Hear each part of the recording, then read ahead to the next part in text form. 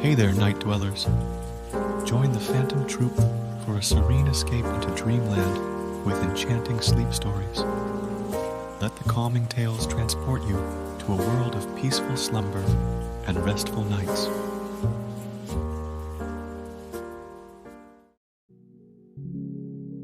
Hey there, I'm Isabella, your sweet storyteller. It warms my heart to have you here with me. Tonight, we're set for an adventure into the world of mystery and suspense. Get ready to be hooked by a story that unfolds in the shadows of the unknown, where every page brings us closer to an unsolved enigma.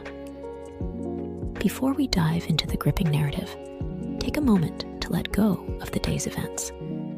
Inhale deeply, letting the weight of the world lift from your shoulders. Exhale, embracing the soothing calm that surrounds you. As we embark on this mysterious tale, picture yourself on the edge of anticipation, eager to uncover the secrets that lie ahead. The story we're about to unfold draws inspiration from real-life enigmas, weaving a tapestry of intrigue that will keep you on the edge of your seat. Feel the tension in your muscles dissipate with each breath. With the day behind you and relaxation setting in, let the excitement of the unknown heighten your senses. Together, we'll navigate through the twists and turns of this suspenseful narrative. Now, as the world fades away and the mystery unfolds, allow the soothing rhythm of my voice to guide you into a tranquil state.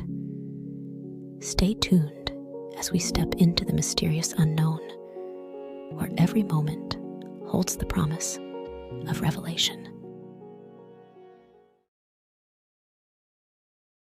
Once upon a time, in the bustling city of Atlanta, Georgia, there lived a young girl named Mary Phagan. She was just 13, with dreams as innocent as the sparkle in her eyes. The year was 1913, and the world was on the cusp of change. Little did Mary know that her life would become a tragic tale, woven into the fabric of history. Mary's family was like any other working-class family, making ends meet in the evolving southern landscape. Her father toiled in a pencil factory, hoping to provide a better life for Mary and her siblings. Mary, with her auburn hair and radiant smile, was a beacon of joy in their modest home. One fateful day, as the sun cast its golden glow across Atlanta, Mary headed to the National Pencil Company, where she worked part-time. Little did she know that this day would be different, a day that would alter the course of her destiny. Leo Frank, a Jewish man and the factory manager, was at the helm of the bustling operation. His world was one of pencils and ledgers, and he commanded respect as a diligent overseer. However, the harmony within the factory walls was about to be shattered. As Mary entered the factory that Saturday morning, the air was thick with tension. It didn't take long for tragedy to strike. Mary's lifeless body was discovered in the factory basement, her dreams extinguished in a moment of brutality. The news spread like wildfire, sending shockwaves through the community. The wheels of justice began to turn, but they were not smooth. Suspicion fell upon Leo Frank, the man in charge. The mere fact that he was an outsider in the tightly knit southern community made him an easy target. The whispers of anti-Semitism lurked in the shadows, waiting to rear their ugly head. Leo Frank vehemently proclaimed his innocence. He was a man of reason, a believer in the justice system, but the system itself was tainted. The trial that ensued was a spectacle, a carnival of emotions, prejudice, and uncertainty. In the courtroom, the air was heavy with the scent of tension and bias. The prosecution painted a picture of Leo Frank as a sinister figure preying on young Mary Phagan. The defense fought tooth and nail, trying to untangle the web of lies woven around their client. As the trial unfolded, the media seized the story, spreading sensationalized narratives that fueled the flames of prejudice. The specter of anti-Semitism loomed large, clouding the judgment of those who held the power to decide Leo Frank's fate. The jury, swayed by the pervasive sentiments of the time, found Leo Frank guilty. The sentence was death, a decision that would send shockwaves far beyond the confines of the courtroom. But justice, it seemed, was not blind. It peered through the fog of bias, casting its gaze upon a man who, many believed, was innocent. In the face of mounting public pressure, the governor of Georgia, John M. Slayton, took a step that would reverberate through history.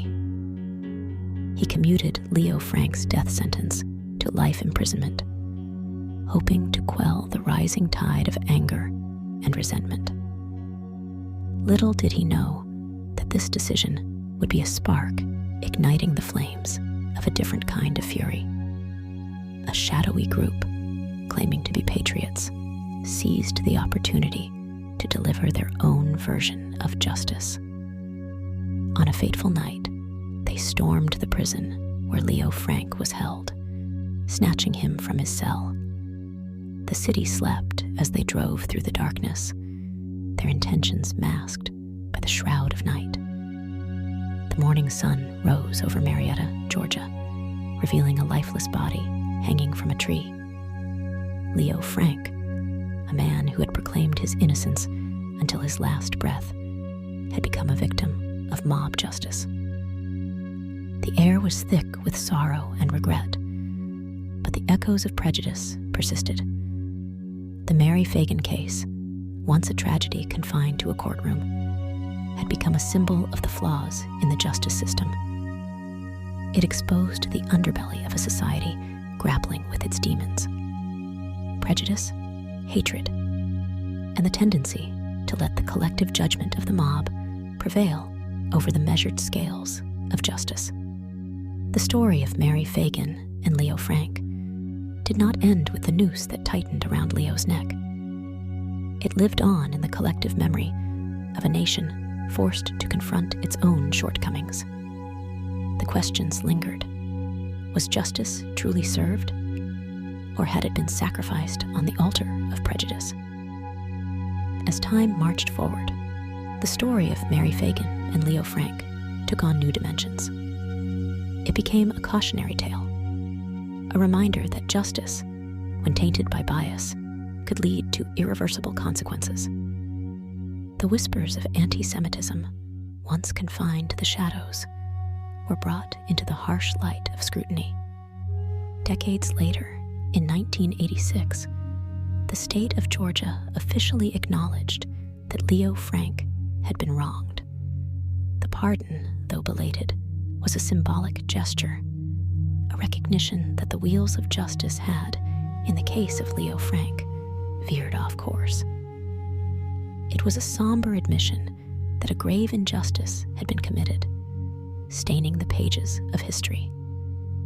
The tragedy of Mary Phagan and the wrongful conviction of Leo Frank remain etched in the annals of American history. The story is not just a chapter in a dusty old book. It's a mirror held up to society, reflecting its flaws and imperfections. It serves as a reminder that the pursuit of justice is a delicate dance, one that requires vigilance and a commitment to upholding the principles that form the bedrock of a fair and just society. As the years passed, the tale of Mary Phagan and Leo Frank became a rallying cry for those who sought to reform the justice system. It prompted discussions about the role of media in shaping public opinion, the dangers of mob mentality, and the importance of safeguarding the rights of the accused, regardless of their background or beliefs. The legacy of Mary Phagan and Leo Frank endures, not only in the history books, but also in the collective conscience of a nation that continues to grapple with the complexities of justice, prejudice, and the ever-elusive quest for truth. The story serves as a cautionary reminder that the pursuit of justice requires constant vigilance, a commitment to fairness, and a willingness to confront the uncomfortable truths that lie beneath the surface of society.